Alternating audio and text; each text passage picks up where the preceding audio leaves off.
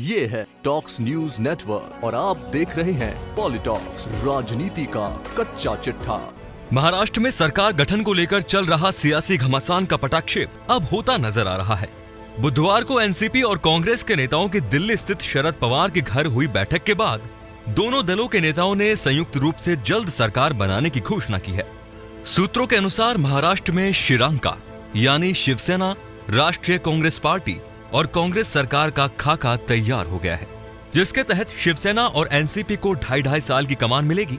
यानी 2.5 साल शिवसेना का मुख्यमंत्री होगा तो बाकी 2.5 साल एनसीपी का। वहीं विधानसभा अध्यक्ष पद भी शिवसेना या एनसीपी को ही मिलेगा, जबकि कांग्रेस को उप मुख्यमंत्री पद के साथ कुछ महत्वपूर्ण विभाग देने पर तीनों दलों में सहमति बन चुकी है। सूत्रों के अनुसार बुधवार को शरद पवार के घर कांग्रेस और एनसीपी के नेताओं की हुई बैठक के दौरान शिवसेना से भी फोन पर बात की गई। इसके बाद एनसीपी, कांग्रेस और शिवसेना के बीच मिलकर महाराष्ट्र में सरकार बनाने पर सहमति बनी। आज हुई सीडब्ल्यूसी की मीटिंग में सूत्रों की माने तो काफी सारे मुद्दों पर आम सहमति बन चुकी है।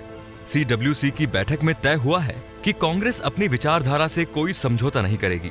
इतना ही नहीं, विवादित मुद्दों को न शिवसेना उठाएगी और न ही Congress NCP. Common minimum program का ढांचा तैयार किया गया है, इस पर सोनिया गांधी की मुहर लग गई है। अब दोनों दलों के नेता मुंबई जाएंगे। बताया जा रहा है कि शुक्रवार को मुंबई में शिवसेना, एनसीपी और कांग्रेस की एक और बैठक होगी, जिसके बाद शुक्रवार को ही गठबंधन सरकार का ऐलान किया जा सकता है। कांग्रेस और शिवसेना के बीच विचारात्मक मुद्दों को लेकर बड़ी गहरी खाई है, जो कि आज से नहीं बल्कि शिवसेना के गठन के समय से है। और शायद कांग्रेस की मुस्लिम तुष्टीकरण की नीति नहीं होती तो शायद बाला साहेब को कट्टर हिंदुत्व की भावना वाली शिवसेना के गठन की जरूरत भी नहीं पड़ती। लेकिन जहां मुख्यमंत्री की कुर्सी मूंछ का सवाल बन गई है, तो अपनी बात की लाज रखने के लिए शिवसेना कांग्रेस के साथ गठबंधन को भी राजी हो गई है। लेकिन कांग्रेस अपने मुस्लिम वोट बैंक के खिसकने के डर से अटकी हुई थी। शिवसेना को समर्थन देने को लेकर असमंजस में कांग्रेस अध्यक्ष सोनिया गांधी पहले एनसीपी प्रमुख शरद पवार की तरफ से इस मामले पर पूरी तरह आश्वस्त होना चाहती थी।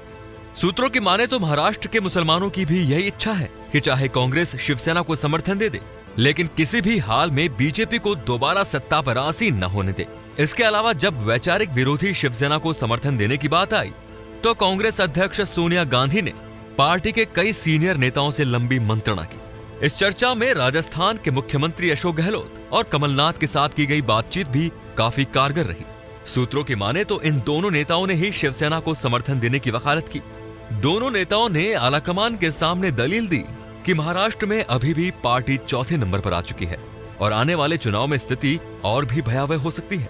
ऐसी स्थिति में अगर हम सरकार में रहते हैं तो इस स्थिति से बचा जा सकता है, इसीलिए हमारा शिवसेना को समर्थन करना बहुत जरूरी है। उधर महाराष्ट्र में शिवसेना ने अपने मुखपत्र सामना में सूबे में सरकार बनाने का दावा करते हुए लिखा है कि महाराष्ट्र में किसी भी पल सरकार बन सकती है और 21 दिनों से चल रही अस्थिरता जल्द समाप्त होगी। सामना में आगे लिखा गया कि शिवसेना, कांग्रेस और एनसीपी एक साथ मिलकर मजबूत और स्थिर सरकार देंगे। आपको बता दें, शिवसेना महाराष्ट्र में लगातार सरकार बनाने का दावा कर रही है।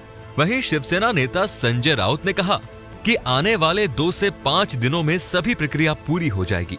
दिल्ली में न्यूज एजेंसी ANI से संजय राउत ने कहा, 3 दल सरकार बनाते हैं तो प्रक्रिया लंबी होती है। ये प्रक्रिया आज से शुरू हो गई है। आने वाले 2 से 5 दिनों में जब प्रक्रिया पूरी हो जाएगी तो महाराष्ट्र में सरकार बनाई जाएगी। संजय राउत ने आगे कहा कि शिवसेना का मुख्यमंत्री बनना चाहिए, ये महाराष्ट्र की जनता की इच्छा है। ये राज्य की जनभावना है कि उद्धव ठाकरे जी ही सरकार का नेतृत्व करेंगे।